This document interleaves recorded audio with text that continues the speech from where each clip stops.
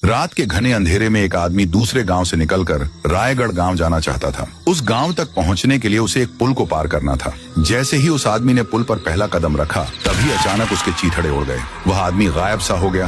बस उसके खून के छींटों के अलावा कुछ नहीं बचा। कुछ समय बाद एक शादी की जीप इसी पुल से गुजरकर रायगढ़ गांव जा रही थी। बारात में खुशियां थीं, पर जीप जैसे ही पुल के बीचों बीच पहुंची, एक अचानक और ताकतवर झटके से वह पूरी जीप पुल के नीचे गहरी नदी में गिर गई। ऐसा लगा किसी ताकतवर चीज ने उन्हें धक्का दिया हो। अगले दिन रात के करीब 2 बजे एक नया जोड़ा बाइक से रायगढ़ पहुंचना चाहता था। पति अपनी पत्नी से कहता है, रायगढ़ पहुंचने के लिए दूसरा रास्ता नहीं है। अगर पुल पार करते हैं तो हम घर पहुंच जाएंगे। पत्नी डरते हुए कह रही थी, नहीं, मुझे डर लग रहा है। पर फिर भी पति ने उस भूतिया पुल के ऊपर अपनी बाइक मोड़ ली और रायगढ़ जाने लगे। तभी अचानक जोर जोर से बिजलियां कड़कने लगी। पति ने वहीं बाइक रोक दी और उनके सामने आई एक चुड़ैल। उसका सफेद मुंह और काली आंखें थीं। उस चुड़ैल ने पति को गुस्से से कहा, तुम्हारी हिम्मत कैसे हुई इस ब्रिज पर आने की? अब तुम कभी लौट नहीं पाओगे। और हंसने लगी। पति ने हिचकिचाते हुए कहा, कौन है तू? चली जा यहाँ से। मैं कह रहा हूँ। चुड़ैल एकदम से गायब हो गई और फिर जोर जोर से हंसने की आवाज आने लगी। पति पीछे मुड़ा तो वहीं पीछे वही चुड़ैल डरावनी हंसी के साथ हंस रही थी। और तभी एकदम से उस चुड़ैल ने उनके छाती पर खंजर घुसा डाला। दोनों वहीं पर मर गए और फिर चुड़ैल फिर से हंसने लगी। उसकी तेज आवाज के साथ चुभने वाली हंसी पूरे ब्रिज में गूंजने लगी। पूरा ब्रिज हिलने लगा। इस शापित ब्रिज के उस पार था एक बसा हुआ छोटा सा गांव। ये रायगढ़ गांव शहर से थोड़ा दूर था। इस गांव तक पहुंचने के लिए बहुत रुपए खर्च करके पत्थर का पुल बनवाया गया, बड़ी मेहनत से। गांव में पुल के सामने ही बड़ा सा आलीशान घर था। ये घर थुंग थुंग का था। उसकी शादी 2 साल पहले राधिका से हुई थी। थुंग थुंग शहर में बड़ा जाना माना सिविल इंजीनियर था और 2 साल बाद पहली बार थुंग थुंग राधिका को लेकर रायगढ़ आया। आने के लिए पुल के होते हुए नाव से आना पड़ा। इस बात का राधिका को ताज्जुब हुआ। तभी नदी के अंदर से कई लाशें तैरती हुई दिखी। राधिका यह देख दंग रह गई। नाव चलाने वाले ने बताया, जरूर उन्होंने उस भूतिया पुल से जाने की कोशिश की होगी साहब, और उस पुल वाली चुड़ैल ने इनको मार डाला होगा। यह सुनकर राधिका और ज्यादा डर गई। इस गांव में आते ही दोनों घर के अंदर सो गए, पर रात भर राधिका सो नहीं पाई। नींद में भी उसे वह तैरती हुई लाशें बार बार सताती रहीं। वह डरावने सपने देखती रही और डर के मारे उसने थुंग थुंग को नींद से जगाया और कहा, वो लाशें और वो डरावना भूतिया पुल, आखिर क्या राज है उसका? और वो नाव चलाने वाला क्या कह रहा था? वो पुल वाली चुड़ैल कौन है? मुझे यह सब जानना है। पर थुंग थुंग धीमी आवाज में बोला, चुप रहो। उस पुल के बारे में बात करना बहुत अशुभ है। उसके नाम तक को जुबान पर मत लाओ। प्लीज अब कभी भी उस भूतिया पुल की बात मत करना। चलो, अब बहुत देर हो गई है, सो जाओ और इन सब बातों को भूलने की कोशिश करो। फिर भी राधिका उस पुल को भूल नहीं पाई। राधिका को कमरे की खिड़की से वह भूतिया पुल दिखाई देता था और रात में पुल बहुत डरावना लगता था। उसे अजीबोगरीब आवाजें आने लगती। ऐसा लगता था जैसे उसे कोई ऊपर बुला रहा हो। एक रात राधिका नींद में पुल की तरफ चलने लगी। उसे बिल्कुल भी होश नहीं था कि वह कहाँ जा रही है। उसे बस ऐसा लग रहा था कि जैसे उसे कोई आवाज बुला रही है।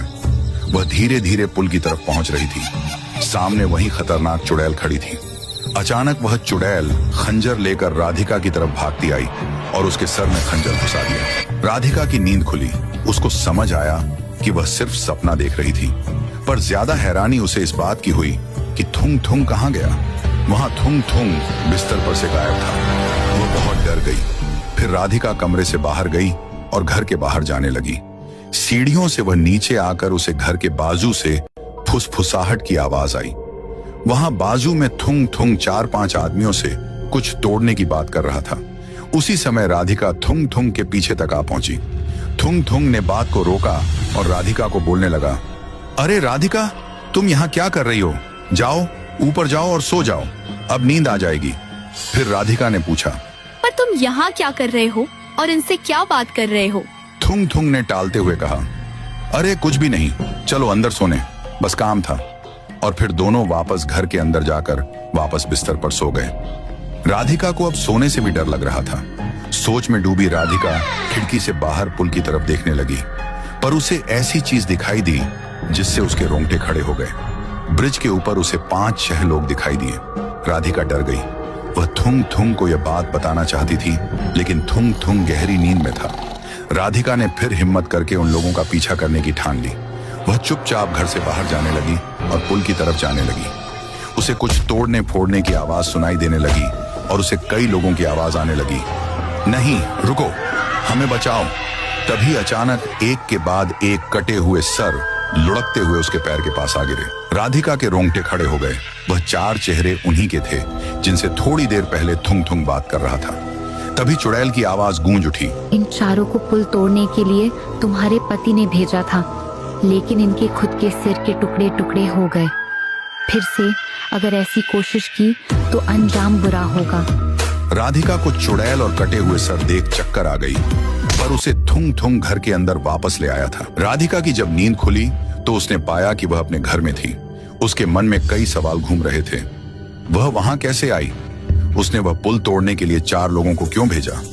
थुंग थुंग ने कहा, बस अब एक पल भी नहीं रुकना, हम अभी के अभी वापस शहर जा रहे हैं। इस गांव में रहना अब जरा भी खतरे से खाली नहीं है। थुंग थुंग और राधिका नाव में बैठकर शहर की ओर निकले। जाते जाते राधिका पुल को देख ही रही थी कि तभी आसमान में बिजलियां कड़कने लगी। नदी में बड़ी लहरें उठने लगी। पानी नीचे ऊपर उठने लगा, मानो भूकंप आ गया हो। और तभी पूरी नाव पल भर में झोंके से डूब गई। ऊपर खड़ी चुड़ैल ने धमकी दी, तुम दोनों अब ये गांव से बाहर नहीं जा सकते। अगर तुमने फिर से नदी पार करने की कोशिश की तो पूरा गांव तहस नहस कर दूंगी। किनारे पर खड़े गांव वाले दंग रह गए। पर यह अच्छा हुआ कि थुंग थुंग और राधिका को तैरना आता था। वे तैरते तैरते तेजी से किनारे तक पहुंच गए। कुछ दिन बाद राधिका को अच्छी नींद आई। उस पुल के सपने बंद हुए। खिड़की बंद रहने के बावजूद ठंडी हवा आ रही थी। कुछ ही महीनों बाद राधिका ने एक नन्हे बच्चे को जन्म दिया। वह प्यारा और नटखट बच्चा था। घर में खुशियां छा गईं, पर फिर भी उन्हें ऐसा लग रहा था कि कोई बुरा साया उन पर मंडरा रहा हो। उसे ऐसा लग रहा था कि बच्चे के आसपास कोई है। बच्चा उसे नहीं बल्कि किसी और को हंस के देख रहा हो, किसी और के साथ ही खेल रहा है। राधिका पूरी तरह से डर गई। उसे कैसे भी करके शहर जाना था। अब रात में राधिका को फिर से सपने आने लगे। वह पुल दिखने लगा, मगर इस बार बच्चा पुल की तरफ जाते हुए दिख रहा था। बच्चा रेंगते रेंगते पुल पर पहुंच चुका था। उसे चुड़ैल बुला रही थी। अब बच्चा चुड़ैल के पास पहुंच जाता है। जैसे ही चुड़ैल बच्चे को पकड़ने वाली थी, वैसे ही राधिका की नींद खुली। उसने बिस्तर पर देखा, वहां बच्चा नहीं था। राधिका की चिंता और बढ़ गई। वह कमरे से बाहर भागी और थुंग थुंग के पास आकर रोते हुए कहती है, देखो ना, हमारा बच्चा बिस्तर पर नहीं है, पता नहीं कहाँ है। मैंने सपने में उसे पुल पर जाते हुए देखा। मुझे तो बहुत टेंशन हो रहा है। थुंग थुंग ने कहा, क्या बात कर रही हो? चलो जल्दी पुल के पास। फिर दोनों भागते हुए घर से बाहर निकले। चुड़ैल ने उन दोनों को कहा, वहीं रुक जाओ, एकदम भी आगे मत बढ़ना। अब ये बच्चा मेरे पास रहेगा। ये बात सुनकर दोनों डर गए। राधिका रोने लगी। नहीं, मेरा बच्चा वापस कर दो। हमने तुम्हारा क्या बिगाड़ा है? ये सुनकर चुड़ैल ने गुस्से से कहा, क्या बिगाड़ा है? ये सवाल मुझसे नहीं, अपने पति थुंग थुंग से पूछ उससे कि उसने मेरा क्या बिगाड़ा था। पूछ उससे। राधिका थुंग थुंग को घूरे जा रही थी। फिर थुंग थुंग ने वह राज खोल ही दिया। थुंग थुंग बताने लगा, 4 साल पहले मेरी कंपनी को रायगढ़ का पुल बनाने का कॉन्ट्रैक्ट मिला था। बहुत सारे मजदूर लगाकर काम शुरू हुआ। पुल का काम पूरा होने ही वाला था। तभी एक दिन पुल गिर गया। सब घबरा गए। ये बात फैलने से पहले फिर से पुल बांधने का काम शुरू हुआ, पर पुल फिर से टूट गया। बार बार मजबूत चीजें वापरने से भी यह पुल बार बार गिर रहा था और खर्चा बढ़ रहा था। काम हाथ से जाने का डर था। तभी मुझे एक इंसान ने आकर कहा, साहब, आप नहीं जानते, ऐसा पुल कभी नहीं बन पाएगा। मैंने कहा, तो फिर कैसे बनेगा? टेक्निकल प्रॉब्लम तो कुछ भी नहीं है, फिर भी पुल खड़ा ही नहीं हो रहा। उसने मुझसे कहा, टेक्निकल मुद्दा नहीं है सर, नदी अपने ऊपर यह पुल खड्डीढा होने नहीं देगी। अगर आपको यह पुल बनाना है तो पहले नदी को बलि चढ़ानी पड़ेगी। मैंने उसे बोला भी, क्या बलि चढ़ानी पड़ेगी? ये क्या बात हुई? पुल बनाने के लिए अच्छी योजना, पैसा, अक्ल, अच्छे कारीगर की जरूरत होती है, बलि चढ़ाने जैसी घटिया प्रकार की नहीं। ये सब तो पहले ही आपके पास थे, फिर भी पुल नहीं बन पाया। इसके बाद मुझे उसकी बात माननी ही पड़ी। बलि देने के लिए बच्चे की तलाश में मैं पुल बना रहे कारीगर के पास आया। उनके पास बच्चा था।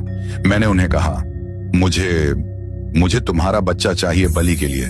मैं इसके बदले मुंह बोली रकम देने के लिए तैयार हूँ। उसकी माँ ने गुस्से से कहा, नहीं साहब, आप ये क्या कह रहे हैं? मैं अपना बच्चा तुम्हें नहीं दूंगी। पर उसका बाप लालची था, वह मान गया।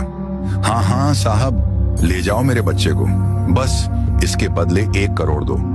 उसकी माँ इस बार भी नहीं मानी। नहीं नहीं, खबरदार, मेरे बच्चे की तरफ देखा भी तो। पर फिर भी मैंने बाप को उसी समय 1 करोड़ रुपए दे दिए। उसने अपने वादे के मुताबिक रात के अंधेरे में वह बाप छुपके से बच्चे को मेरे पास ले आया। बच्चा जोर जोर से रो रहा था। बच्चे की आवाज गूंज रही थी। फिर उसकी माँ नींद से जाग गई। उसने अपने बच्चे को बिस्तर पर न पाकर सीधा घर के बाहर भाग गई। वह पुल की तरफ भाग रही थी। मेरे हाथ में उसकी बलि देने के लिए कुल्हाड़ी भी थी। फिर मैंने वक्त रहते ही उसका सर धड़ से अलग कर दिया। पर वह पुल पर उसी समय पहुंची और अपनी आंखों के सामने बच्ची की लाश को देखकर सदमे में आ गई और रोने लगी। वह बाद में पुल के रेलिंग पर खड़ा होकर इस ब्रिज को बदुआ दी। ओ अभागी नदी, ओ अधर्मी जमीन, तूने मासूम खून मांगा और इस लालची बाप ने तुझे मेरा टुकड़ा दे दिया। सुन ले, आज मैं एक लूटी हुई माँ तुझे श्राप देती हूँ। ये पुल आज तो खड़ा हो जाएगा, पर यह कब्र बनेगा। जा, ये पुल हमेशा के लिए शापित है। जो भी यहाँ आया उसकी मौत निश्चित है। इसके बाद उसने ब्रिज से सीधा नदी में डुबकी लगाई और वह सीधा पानी के अंदर तड़प तड़प कर मर गई। सच कहूं तो ये पुल टेक्निकल प्रॉब्लम की वजह से ही नहीं बन पा रहा था। उसे सुधार कर हमने बनाया तो बन गया। पुल के लिए उस बेचारे बच्चे की बलि की जरूरत नहीं थी, पर मैं उस इंसान और गांव वाले के बहकावे में आकर गलती कर बैठा। मैंने ऐसा कभी नहीं सोचा था। पुल बनने के बाद मैं शहर चला आया और फिर इसी वजह से यह आत्मा यहाँ भटक रही है। यह बात सुनकर राधिका स्तब्ध रह गई। वहां से चुड़ैल बोली, हाँ, मैं वही हूँ और अब मैं तुम्हारे बच्चे की जान लूंगी। तब तुम्हें पता चलेगा कि कैसा लगता है जब किसी माँ पर अन्याय होता है। चुड़ैल की बात सुनकर राधिका दौड़कर चुड़ैल के पास गई और रोते हुए बोली, मैं समझ गई हूँ, तुम चुड़ैल नहीं, बस एक जख्मी माँ हो और कोई माँ किसी बच्चे की जान नहीं लेना चाहेगी। मैं वादा करती हूँ यह पुल तुम्हारे मुन्ने की समाधि रहेगा। इस पुल का इस्तेमाल करने वाले को टोल देना होगा और वह पैसा गरीब मासूम बच्चों की भलाई के लिए इस्तेमाल किया जाएगा। मैं वादा करती हूँ। राधिका की बात सुनकर मौसम बदल गया। उस दिन के बाद से वो पुल लोगों के लिए शुरू हो गया। उस दिन के बाद किसी को चुड़ैल दिखाई न दी, पर उस पुल को आज भी पुण्य राजा पुल कहा जाता है। ये कहानी आपको अच्छी लगी हो तो एक लाइक और सब्सक्राइब ठोक कर जाना और इस स्टोरी के लिए कमेंट में आग लगा दो।